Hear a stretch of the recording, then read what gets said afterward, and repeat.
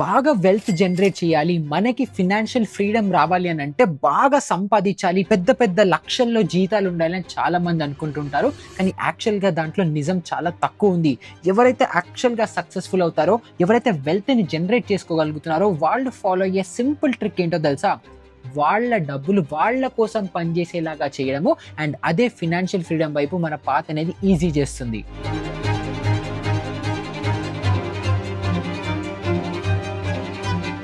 ఇంకా ఈ వీడియోలో మనం డిస్కస్ చేసుకోబోయే 6 మంత్ ఫ్రేమ్వర్క్ లేదా 6 స్టెప్ ఫ్రేమ్వర్క్ కనుక ఫాలో అయ్యారు అనుకుంటే మీరు కూడా మీ ఫినాన్షియల్ ఫ్రీడమ్ వైపు మీ జర్నీ అనేది స్మూత్గా అవుతుంది. పేచెక్ టు పేచెక్ ఏదైతే లూప్లో ఉన్నారో దాని నుంచి బయటకు వస్తారు. ఎందుకనంటే డేటా ప్రకారం, స్టాటిస్టిక్స్ ప్రకారము ఇండియాలో 73% మందికి అసలు ఎమర్జెన్సీ ఫండ్ కూడా లేదు. అండ్ ఎవరైతే సంపాదిస్తున్నారో సంపాదించే దాంట్లో 30-40% ఈఎంఐస్కి కూడా వెళ్ళిపోతుందని డేటా చెప్తోంది. అండ్ ఇవన్నిటికీ బిగ్గెస్ట్ రీజన్ ఏంటో తెలుసా? ఫినాన్షియల్ ఎడ్యుకేషన్ లేకపోవడం. మనకి స్కూల్లో, కాలేజీల్లో ఎక్కడ ఏమి నేర్పించారు? డబ్బుల్ని ఎలా హ్యాండిల్ చేయాలి, డబ్బుల్ని ఏం చేస్తే మనకి బెటర్గా ఉంటుందని ఎక్కడ నేర్పించారు. సడన్గా 22, 23, 24 ఇయర్ వచ్చేటప్పటికి జాబ్ వస్తుంది. జాబ్ రాగానే ఎప్పుడైతే ఇన్కమ్ స్టార్ట్ అవుతుందో మనకి ప్రీవియస్ ఫినాన్షియల్ ఎడ్యుకేషన్ లేకపోవడం వల్ల ఈ డబ్బుల్ని ఎలా మేనేజ్ చేయాలి, ఎలా హ్యాండిల్ చేసుకోవాలి, ఎలా సేవ్ చేసుకోవాలో కూడా తెలియక చాలా మంది ఓవర్ స్పెండ్ అని చేస్తుంటారు. సడన్గా 20 ఏళ్ళు, 30 ఏళ్ళు, 40 ఏళ్ళు వచ్చేటప్పటికి వెనక్కి తిరిగి చూసుకొని 10 ఏళ్ళు, 15 ఏళ్ళు సంపాదిస్తున్నాను కానీ చేతిలో చిల్లి గవ్వ కూడా మిగలలేదన్న రిగ్రెట్ ఉండిపోతుంది. అంటే అప్పుడు 90% మంది చేసే పని ఏంటో తెలుసా? ఆ బ్యాంక్ బ్యాలెన్స్ ని కూడా చూడకుండా అవాయిడ్ చేస్తుంటారు. ఖర్చులు పెడుతుంటారు కానీ అది చూస్తే ఏమవుతుందో అనే టెన్షన్ ఉంటుంది. క్రెడిట్ కార్డులు వాడుతూ ఉంటారు కానీ దాని స్టేట్మెంట్, దాని పే ప్యాక్ ఎలా చేయాలి అని చెప్పి టెన్షన్తో అసలు ఆ బిల్స్ ని కూడా చూడకుండా అవాయిడ్ అనేది చేస్తుంటారు. దీన్ని ఆస్ట్రిచ్ ఎఫెక్ట్ అనేసి అంటాము.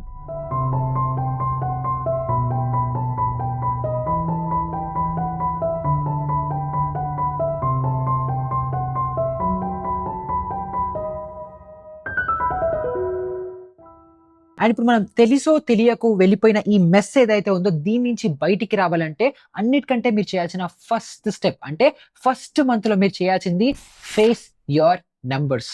అంటే ఏంటి? దీనికి మీరు 4 విషయాలు ట్రాక్ చేసుకోవాలి. దీంట్లో ఫస్ట్ది నెట్ ఇన్కమ్. అంటే నాకు శాలరీ నుంచి అవ్వచ్చు, వేరే అదర్ సోర్సెస్ ఆఫ్ ఇన్కమ్స్ నుంచి అవ్వచ్చు, ఫస్ట్ నాకు ఇన్కమ్ ఎంత వస్తుందని నెట్ ఇన్కమ్ ఫస్ట్ మీరు క్యాలిక్యులేట్ చేసుకోవాలి. సెకండ్ మీరు చేయాల్సింది ఏంటంటే మీ ఫిక్స్డ్ కాస్ట్లు ఎంత ఉన్నాయి. పిల్లల ఎడ్యుకేషన్ అవ్వచ్చు, ఇంటి రెంట్ అవ్వచ్చు, ఫుడ్ అవ్వచ్చు, ఫ్యామిలీ ఎక్స్పెన్సెస్ అవ్వచ్చు, ఈఎంఐలు అవ్వచ్చు, ఇవన్నిటికీ కూడా మీకు ఫిక్స్డ్ కాస్ట్ ఎంత ఉందో మీరు తెలుసుకోవాలి. తర్వాత థర్డ్ వచ్చేసి వేరియబుల్ ఎక్స్పెండిచర్. అంటే మనం సబ్స్క్రిప్షన్లు అవ్వచ్చు, స్విగ్గీలు, జొమాటోలు, మూవీస్, అటు ఇటు తిరగడాలు అవ్వచ్చు, షికార్లు అవ్వచ్చు, మన సొంత కొన్ని అలవాట్లు అవ్వచ్చు, ఇవన్నిటికీ మనము ఆ వేరియబుల్ ఎక్స్పెన్సెస్ ఎంత పెడుతున్నామో అది క్యాలిక్యులేట్ చేసుకోవాలి. ఇంకా ఫైనల్ గా 4వది ఇవన్నీ చేసిన తర్వాత నాకు చేతిలో ఎంత మిగులుతోంది, అసలు ఏమైనా మిగులుతోందా లేకపోతే మొత్తమే ఖర్చు పెట్టేస్తున్నా అన్న క్లారిటీ అనేది మనకి లాస్ట్ కి వాట్స్ లెఫ్ట్ లో మనకి అనేది మిగులుతుంది. సో ఈ 4 మీరు ఫైండ్ అవుట్ చేసుకోవాలి. ఫస్ట్ ఏంటి? మీ నెట్ ఇన్కమ్ ఎంత, అది ఫస్ట్ ఫైండ్ అవుట్ చేయాలి. Second fixed incomes, third variable expenses, ఇంకా ఫైనల్ గా 4ది వాట్ ఈస్ లెఫ్ట్. ఈ 4 ఎక్కడ అంటే డబ్బు ఎక్కడి నుంచి వస్తుంది, ఎక్కడికి పోతుంది అన్న క్లారిటీ మీకు ఒక్కసారి వచ్చేసింది అనుకోండి, ఏదైతే ఈ వేరియబుల్ పే అని అంటున్నానో దాంట్లో మీ ట్రెజర్ అనేది హిడెన్ అయ్యింది. అదేంటి?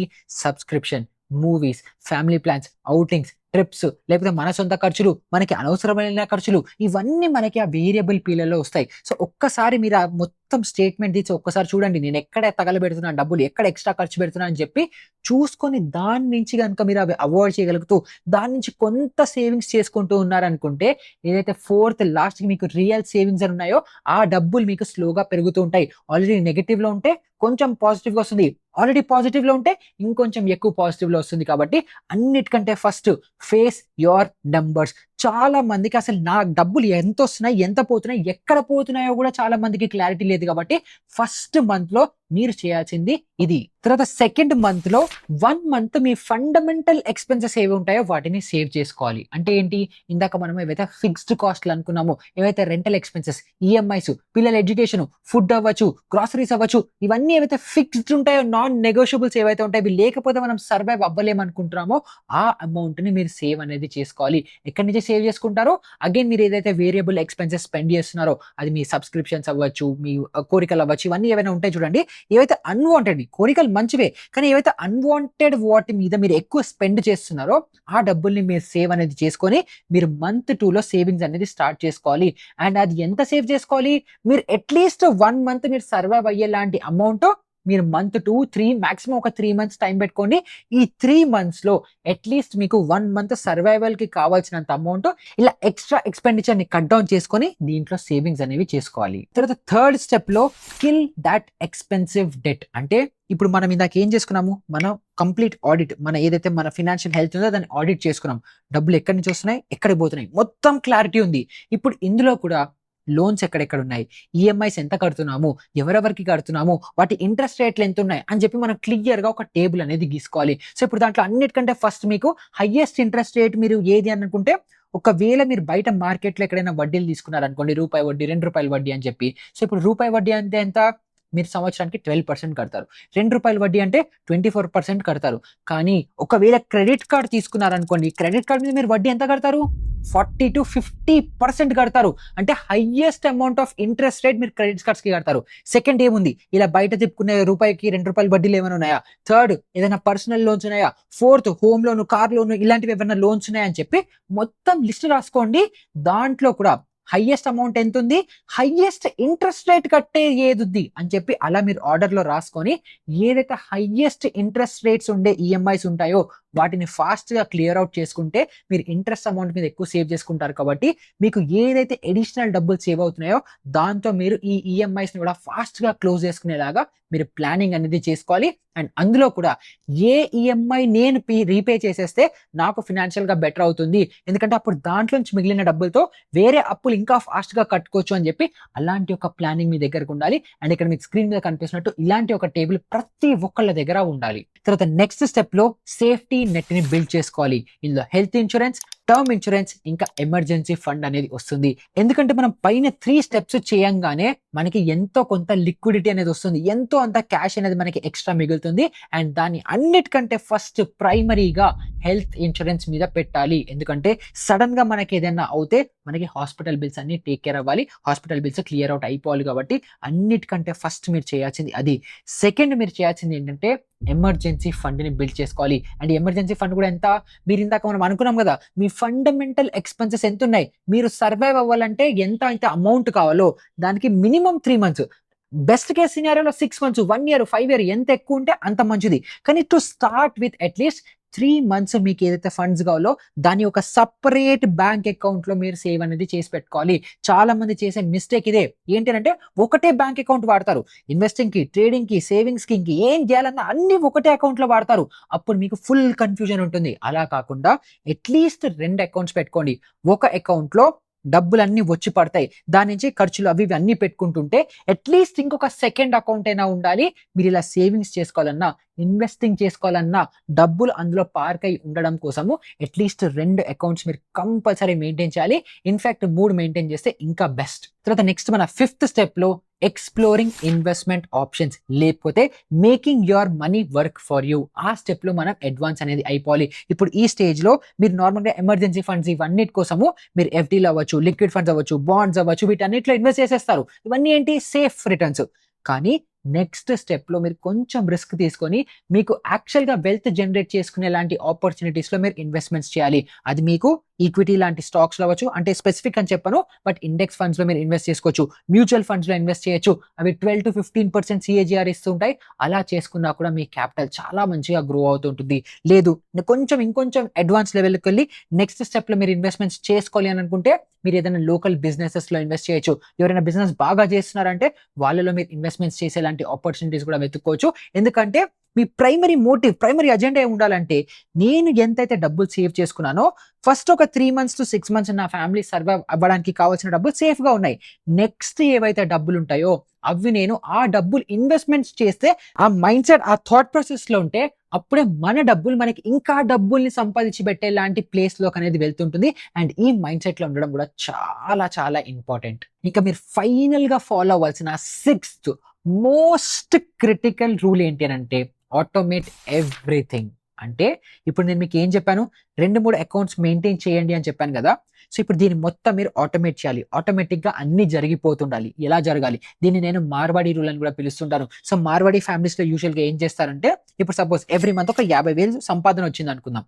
50,000 రాగానే 25,000 తీసి పక్కన పెట్టేస్తారు. 25,000 లోనే బతికేస్తారు. ఎందుకు?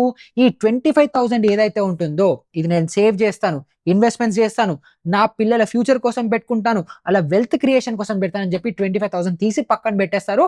మిగతా లైఫ్ ఎక్స్పెన్సెస్ మొత్తము కూడా ఈ 25,000 లోనే గడిపేస్తారు.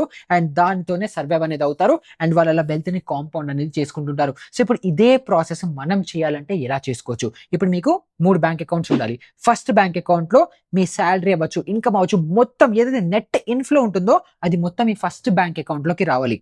తర్వాత దీంట్లో మీరు ఒక మ్యాండేట్ సెట్ చేసి పెట్టాలి. ఆటోమేటిక్ గా డబ్బులు ఈ ఫస్ట్ అకౌంట్ కి వెళ్ళిపోవాలి అని చెప్పి. అండ్ ఈ ఫస్ట్ అకౌంట్ లో ఏముండాలి? అన్ని మీ ఫిక్స్డ్ పేమెంట్స్ ఉంటాయి కదా, ఈఎంఐలు అవ్వచ్చు, లేకపోతే రెగ్యులర్ సర్వైవల్ కోసం కావాల్సినవి అవ్వచ్చు. ఈ డబ్బులన్నీ కూడా ఆటోమేటిక్ గా ఈ ఫస్ట్ అకౌంట్ లోకి వెళ్ళిపోవాలి. అండ్ దానికి ఎంతైతే అమౌంట్ ఉంటుందో ఫిక్స్డ్ గా దానికి వెళ్ళిపోవాలి. తర్వాత సెకండ్ బ్యాంక్ అకౌంట్ ఏదైతే ఉంటుందో దీంట్లో ఫిక్స్డ్ గా మీ సేవింగ్స్ కోసం వెళ్ళాలి. అంటే ఇప్పుడు నేను ఒక 50,000 సంపాదిస్తున్నాను, సపోజ్ నాకు ఒక 30,000 రెగ్యులర్ ఖర్చులు ఉన్నాయని అనుకుంటే, ఫస్ట్ అకౌంట్ కి 30,000 ట్రాన్స్ఫర్ అయిపోతాయి. నెక్స్ట్ అకౌంట్ కి 20,000 ట్రాన్స్ఫర్ అయిపోతాయి. ఆ 20,000 ట్రాన్స్ఫర్ అయిన అకౌంట్ లోంచి మళ్ళీ ఆటోమేటిక్ గా మ్యూచువల్ ఫండ్స్, ఎస్ఐపిసా, స్టాక్స్ లో ఇన్వెస్ట్మెంట్స్ కి వెళ్తారా, బిజినెస్ ఇన్వెస్ట్మెంట్స్ చేస్తున్నారా, ఇన్సూరెన్స్ కి ప్రీమియంలు కడుతున్నారా, ఏం చేస్తున్నారా సంబంధం లేదు, అన్ని మ్యాండేట్ అయ్యి ఉండాలి. ఆటోమేటిక్ గా వెళ్ళిపోవాలి. డబ్బులు రాగానే టక్క టక్క టక్క టక్క టక్క టక్క ఎక్కడ పడితే అక్కడికి వెళ్ళిపోవాలి. అండ్ అలానే మీరు డిసిప్లిన్డ్ గా, పద్ధతిగా, ప్రాపర్ గా మీకోసం, మీ ఫ్యామిలీ వాళ్ళ కోసం, నెక్స్ట్ తరం వాళ్ళ కోసం కూడా ఇన్వెస్ట్మెంట్స్ చేసేలాంటి ఆప్షన్స్ అనేది ఉంటాయి. ఎందుకంటే మీరు మెంటల్ గా నేను ఎవ్రీ మంత్ మాన్యువల్ గా చేస్తాను అని అంటే ఒక్కొక్కసారి రోజులు బాగుంటాయి, ఒక్కొక్కసారి రోజులు బాగుండవు, మూడ్ బట్టి ఉంటుంది, ఒక్కొక్కసారి బద్ధకం వస్తుంది. ఇలాంటివన్నిటి వల్ల డిలే అనేది జరుగుతుంది. సో మీరు చేయాల్సింది ఏంటంటే మొత్తం సిస్టమ్ ని ఆటోమేట్ చేసేసుకోవాలి. అండ్ నేను చేసేది ఏంటో తెలుసా? పర్సనల్ గా నాకు తెలిసి every month 8th to 10th తారీఖు 10 days లో నా ఏదైతే నెట్ ఇన్కమ్ అకౌంట్ ఉంటుందో దాన్ని నేను జీరో చేసేస్తాను.